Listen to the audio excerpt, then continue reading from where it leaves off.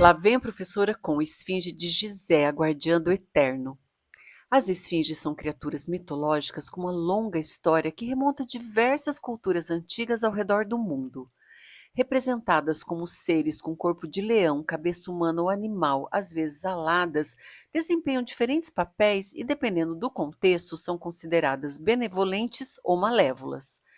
Na Grécia, por exemplo, a esfinge de Tebas era uma criatura desafiadora que colocava enigmas aos viajantes e punia aqueles que não conseguiam resolvê-los com ameaça. Decifra-me ou devoro-te.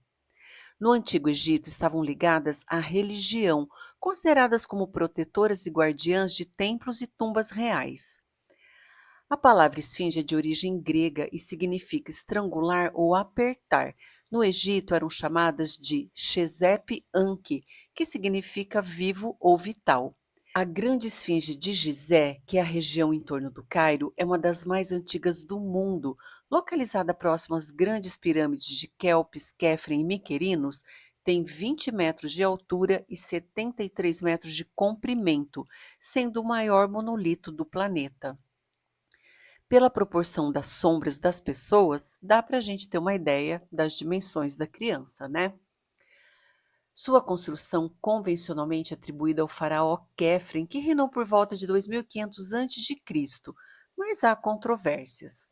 Também a maioria dos egiptólogos concorda que ela representa a face de um faraó, mas não há consenso sobre de quem seria. Isso porque o fato dela não ter nariz dificulta a identificação, então impera divergência sobre sua idade, quem ela representa e por que foi construída.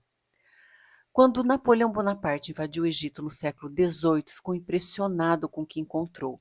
Ele teria dito aos seus soldados: Senhores, do alto destes monumentos, 40 séculos vos contemplam. E mesmo assim, apesar de toda admiração, existe uma lenda que diz que foram soldados franceses que deram um tiro de canhão no nariz da escultura. Outros sustentam que o nariz foi destruído por coptas, cristãos coptas ou ainda por otomanos. A única certeza é que é muito comum encontrar esculturas egípcias com o nariz quebrado. Isso porque existia uma crença de que, ao quebrar o nariz das peças, poderia se incapacitar o morto representado de respirar no além, de certa forma matando a sua alma, para que ela não voltasse para assombrar os vivos. Baseado nisso, o nariz pode ter sido quebrado intencionalmente por algum supersticioso ou pode ter sido vandalizado. No fim, é um mistério. Outro fato insólito ocorreu com a esfinge por volta de 1400 a.C., e nessa época ela já era bem antiga. Segundo a tradição, o príncipe Tutmés adormeceu à sombra da esfinge e sonhou que ela lhe pedia para remover a areia que a cobria. Em troca, ele seria recompensado com o trono do Egito.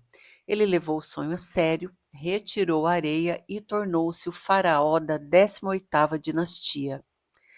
Em comemoração, mandou colocar a estela, chamada de Estela do Sonho, que é essa pedra entre as pernas da escultura, contando então sobre o que tinha acontecido. Enfim, existem dezenas de teorias que afirmam que a esfinge esconde passagens secretas, salas subterrâneas e corredores que levam a tesouros e segredos insondáveis que mudariam a história da humanidade. Mas nada se comprova, a não ser pelo impressionante e inexplicável legado deixado pelos antigos, que nos leva a admitir, como diria Shakespeare, há mais coisas entre o céu e a terra do que pode imaginar nossa vã filosofia. Ainda assim, Zahi Hawass, o famoso egiptólogo, percorreu corredores abaixo da esfinge por 3 semanas e afirma que não tem nada lá.